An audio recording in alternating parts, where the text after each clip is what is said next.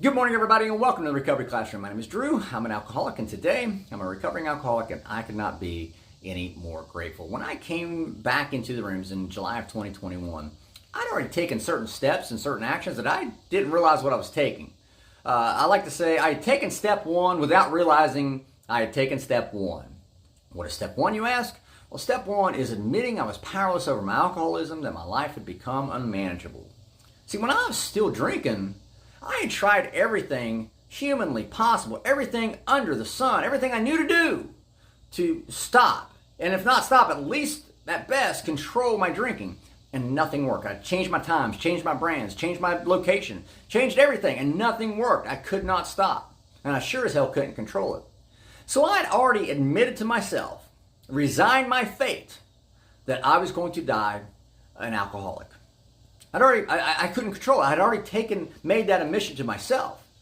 And keep in mind, let's not forget, the reason why I was drinking was because I was hiding all of these emotions, these feelings of inadequacy, of insecurity. I was hiding these emotions. I didn't want anybody else to see, and I was hiding with my alcoholism. Well, now all of a sudden, I just admitted that I was powerless over my alcoholism, that I couldn't control my alcoholism. So that's another hit in my pride. That's another emotion. That's just building up, building up, building up. And I spent years doing that. And I clearly remember, it was June of 2021, I was faced with a decision to make. And I only had two options, two choices to make, to decide from anyway. Option number one was to go seek treatment, maybe start a 12-step program. Hell, maybe just find somebody who had figured out how to stop drinking and stay stopped and hang out with them. Maybe I could pick something up. That was option number one. The other, more unfortunate option that was available to me was for my addiction to take me. And unfortunately, I see that way too terribly often, a lot more often than what I would ever expect to see. That does absolutely no good for me. Does no good for my family, for my children. Doesn't do anything. It doesn't do any good for anybody. So I had to do something. And so I took option number one. And I started coming back into the rooms. And when I came back into the rooms, keep this in mind. I had spent years physically beating the hell out of my body with all the booze. Beating the hell out of my emotional state, my mental health, my spiritual state. Hell, I didn't have a spiritual state at all. And again, I want to remind you, not only when I came back into the rooms, sure, I had feelings of inadequacy and insecurities, no self-esteem, no self-value, but now I just took a big hit on top of all of it by admitting that I was not in charge. So now my pride, my ego's gotten in the way too. So when I came back into the rooms, I liken it to somebody who comes back into a gym and starts working out when they haven't done it for a while.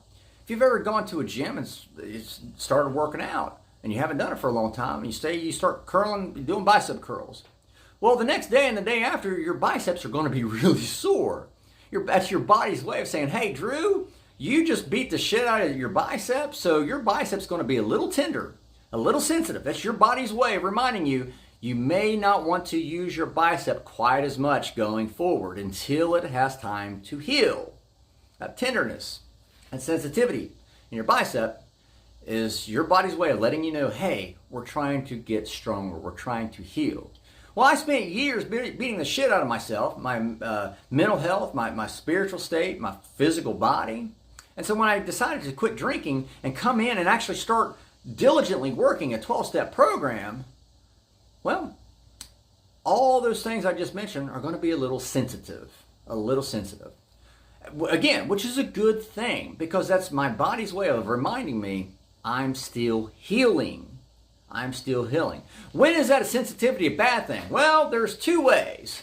There's two ways that I've seen with everybody I've worked with early in their sobriety. There's two ways I've seen that this can be a bad thing. Today, I want to touch on the first thing that I've seen that can be bad for emotional sensitivity. And that's where we become vulnerable. Our emotion, because we're emotionally sensitive, we become vulnerable. How do we become vulnerable? Whenever we're around people. It could be people, say, I meet in the grocery store, people I meet in a recovery meeting, people you may meet in treatment, all right? When we have to expose these emotions to people, we become vulnerable. Keep in mind, I take you back, that's why we drank or drugged in the first place, because we didn't want to expose those emotions to people, right? So now all of a sudden, here we are saying a recovery meeting, and I speak firsthand, I've done this, I'm sensitive, my emotions are tender. The great saying in AA rooms is, the good news about AA is you get your emotions back, the bad news about AA is you get your emotions back. Well, here I am in a recovery meeting, and somebody may say something that pisses me off. Somebody may say, and it could be totally the truth. I'm not here to debate the merits on what it is they say. It could totally be true what they say, but it pisses me off. And I'm like, I start talking shit, right? I can't believe that somebody just said that. You know what? I'm not coming back here. So what do? I leave because somebody said something. Somebody struck a chord with my sensitive and tender emotions. And I leave. And I start walking away from the very thing, the very group of people that could very well get me sober. That doesn't make sense at all. All because somebody might say? I'm so emotionally sensitive, I'm going to react? Sure, it's one thing to be upset. I've said it all the time. Emotions are perfectly normal. It's what we do in response to our emotions that can become problematic. And this is just one example where something somebody says or something somebody does, it pisses me off. And I say, you know what? I don't want to associate with that person anymore. What if they're telling you the truth? My God forbid.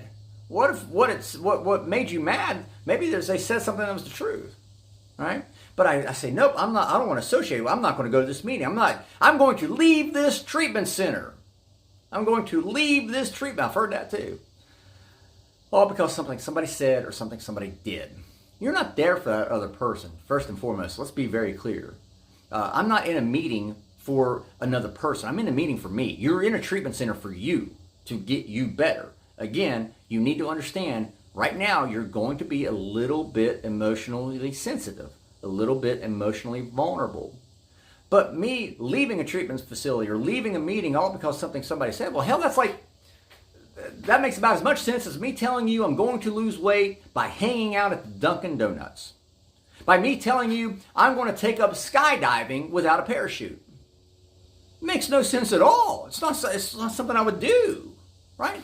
So we need to be reminded, right now at this point in our early recovery, we are going to be emotionally vulnerable.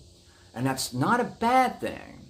It's not a bad thing necessarily. Because again, when we're emotionally sensitive, that's our body's way of reminding us, hey, you just got done beating the shit out of me. I need time to rebuild myself.